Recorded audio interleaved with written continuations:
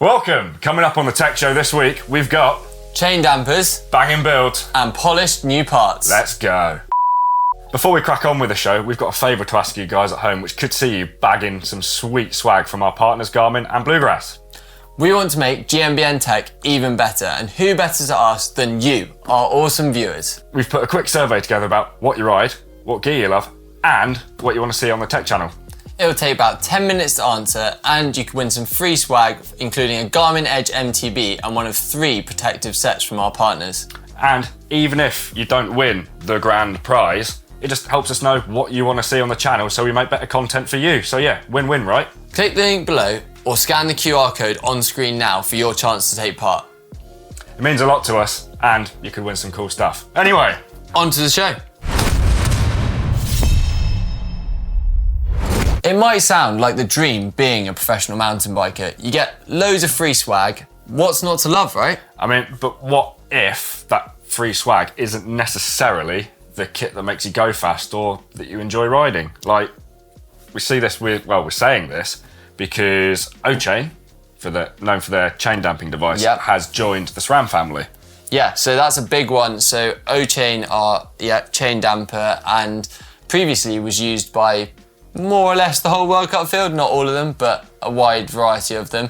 And now with SRAM purchasing it, that's kind of stopped a lot of the Shimano teams from being able to, or Shimano sponsored teams from being able to use the product. Now, there are other sort of chain dampers out there like Rimpact, etc., but it has just made a definite stop to them being able to use O-Chain, and that kind of brought us, like you're saying, onto that sort of, teams are constrained by their sort of, I say constrained by the sponsors that they have each year. And there are some team riders out there that kind of go into that grey area, sort of right? Off-piste a little bit. Yeah, they run some products that maybe they shouldn't. They black out tyres, that's sort of a well-known one. Teams using sort of opposing sponsor tyres but blacking them out, so they're getting the sort of financial help from a sponsor, but potentially those tyres aren't the best in performance. And this kind of brings us perfectly onto a comparison of like these very sort of rigid teams versus, say, the YT mob, who are really breaking the mould. Yeah, they are allowing team riders to obviously run YT frames, but then they're giving them complete freedom in terms of the rest of the components that they run on their bikes. An example of this is sort of Valley Hull, who is a SRAM rider, for most of her career, or if not all of her career.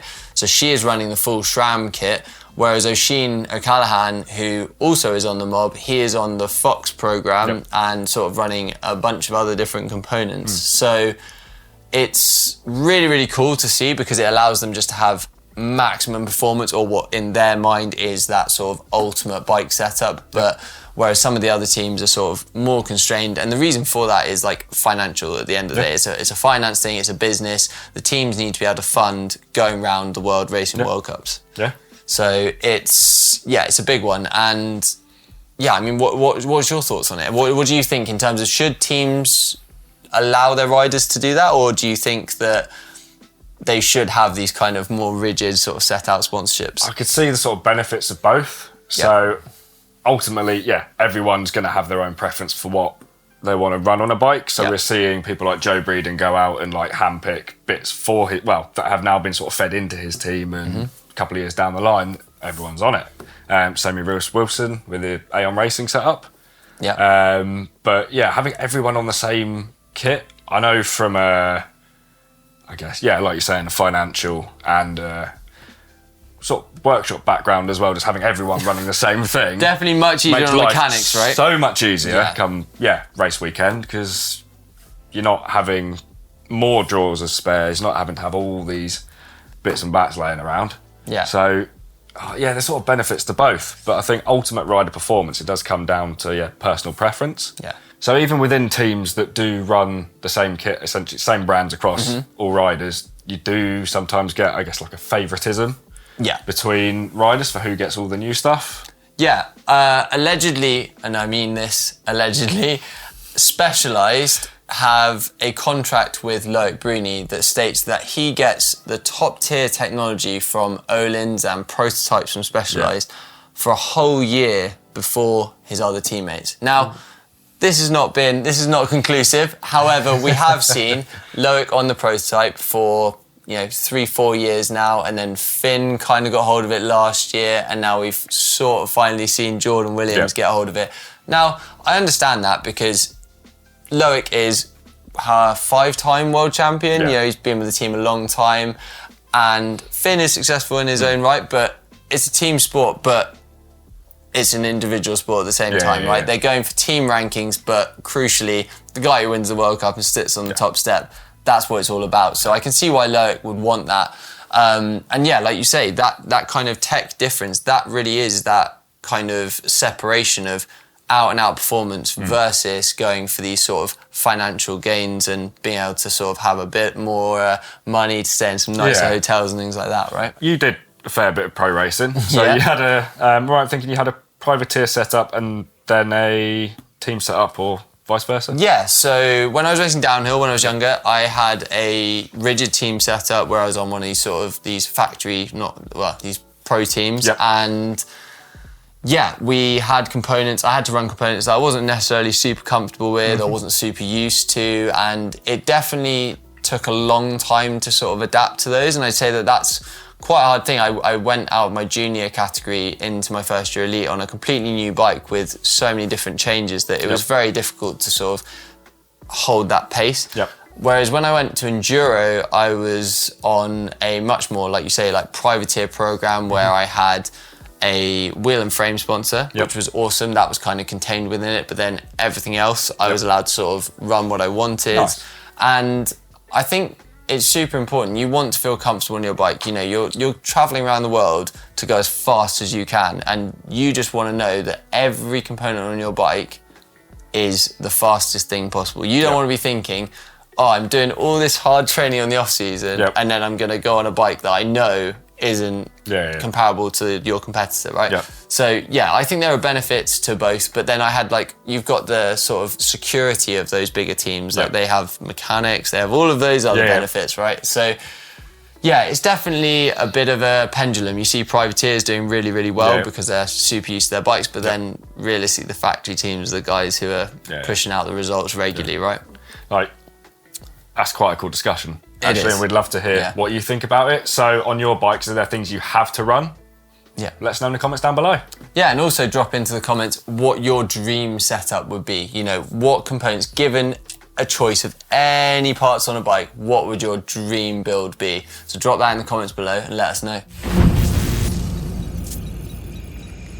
And we're on to the news. So, as we mentioned, exciting times, as O-Chain is now part of the SRAM family, which is very exciting. I'm quite excited to see where this goes with the tech of the chain damper, having this sort of larger parent company. Is it going to push it forwards into sort of more mainstream bikes? And are we going to see it more OEM? I'm seeing integration. I reckon we're going to see some really cool new tech with integration of the chainring into the crank somehow, a bit like they've done with their power meters. I'm hoping we'll see something like maybe a power meter and chainring. That would be pretty So I'm excited as well to see how a suspension manufacturer, being RockShox with SRAM and O-Chain, sort of work together to sort of accelerate their development on both fronts. Exciting times with that. Pretty cool. And then next up, we have seen the Raw Madonna V3 Podium Edition. Now, we touched on this before, the Podium fork. It's a lot of hype. The upside down fork is, not new tech, but Fox have really kind of taken this to the forefront, and it looks pretty sweet, doesn't it? They've put XTR group set on it. It's just like that crisp, raw design, raw colour, like the metal, and it looks like a race rig, right? That is a big rig. Like you said, it's got the XTR finishing kit on it, Newman Beskar rims, one-up bars, droppers, ergon touch points, and it's sort of, going for, about £6,650 at the minute. That is race ready, out of the box, good to go, get Sendy, out in the Alps. Absolute rig. That's cool. And then Race Face. So they've put up a very limited edition run of wheels featuring their Cash Money hubs. They look quite cool, and I say they are very limited. So they've done 100 sets with their Arc Carbon 31 rims, and then another 100 sets with their Arc 30 aluminium rims, all 29 at the minute, and as far as I can see, I think they've either sold out or, well, yeah, they're not available this side of the pond, so they're available in the US and other parts of North America. But do not despair, you can still get those cash money hubs. Which is awesome, so we can do custom builds, but like, how good will it be to finally be able to match up those hubs to your Fox Bling? Yeah, that absolutely mint. If you are interested in these, they are 32 hole only. Front hubs from $290, €250 for the front. And then the rear is $510 or 450 euros there. So next up we have Physique grips. These have done a new set of grips, the race feel and the comfort feel. So you have two different options. They're coming in at €29.90. Bit of a weird one. Why not just do 30? But you know, €29.90. And they are slimmer at 29mm diameter. This is so sort of like the smaller hands, like myself a little bit. Yeah, just give me a bit more comfort, really. Yeah, and then on the comfort ones, they use a 32mm diameter, so a little bit thicker, but they have got like a more sort of waffly rubber on it, just to help dampen vibrations. For those longer runs, right? Yeah, exactly that. Exactly that. Right, we have a Park tool. We have the FCT1.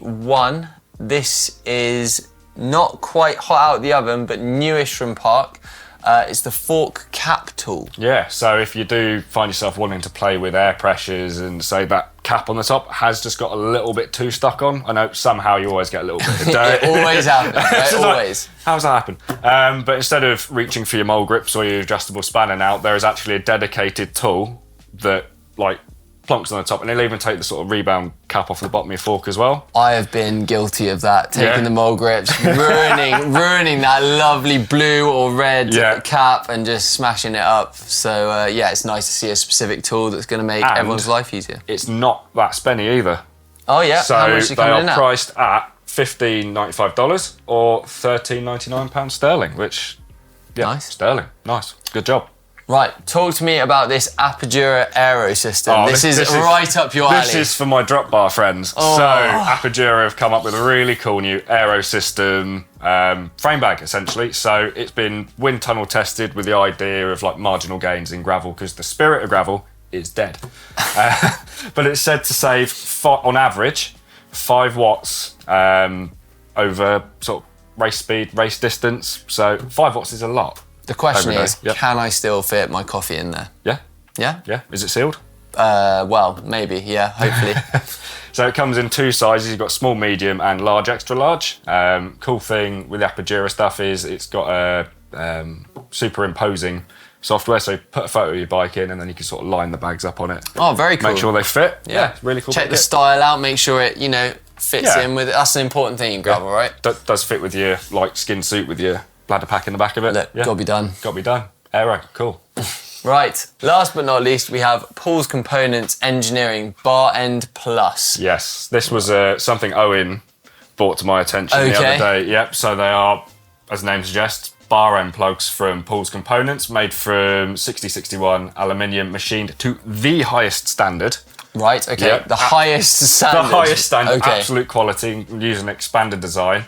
They don't only look cool, but they're saying once they're tightened correctly, they'll never fall out. Never? Never. That is ever. A bold claim. Right. Well, we like to see them. We love to see new stuff. If you guys know any other cool new features and new tech, drop that in the comments below and we'll be sure to feature it in our next week's programme. Gosh. It's quiz time, Ferg. Yeah? Love a quiz. Right, what we got? So last week we talked about the new RockShox SID SL. We did, yeah. Yep. And we asked you guys, what does SID stand for? And, as the bonus question, what big race saw the fork get a subtle name change? So what was the answer? So, answered correctly by our mate Tim. SID stands for Super Light Integrated Design, and there was a special Sydney version for the Olympic Games in 2000, which were held in Sydney, Australia. And that brings us on to this week's question. And with all this chain damper tech, I thought, what better question than to ask than who was the first person to use chain damper technology in a World Cup? Answers down below. So, A little bit different, but race tech. We've seen Jackson Goldstone's mechanic Woody, and he was explaining that he bled Jackson's brakes 3 times a day throughout the Le Tuile World Cup. Now, on the subject of looking and chasing that high performance, that's mental. 3 times in a day. I mean, I'm lucky if I change mine 3 times a year. Exactly, but imagine how fast he's going. I would want my brakes working to the as good as they could, right? Yeah, like fair play. What have I seen? A little bit of sort of follow on from Eurobike. Yeah. Gravel bike with a tuned mass damper. Oh, okay. Well, 2 tuned mass dampers. 2 tuned mass dampers in gravel. Yeah. So it's currently an exercise in sort of like engineering. So the bike is only a prototype and it has got loads of other cool features. But RS Developments came up with the RS Gravel. Yeah. Essentially, integrated in each fork leg is a little tuned mass damper. I mean, Stop you getting pinged about everywhere. It will stop you getting pinged about everywhere, but that is, well, for the gravel, why wouldn't you just, if you want that, just put a fork there? Divisive topic. Yeah. That's for another day, that. But, yeah, what cool stuff have you seen this week? Let us know.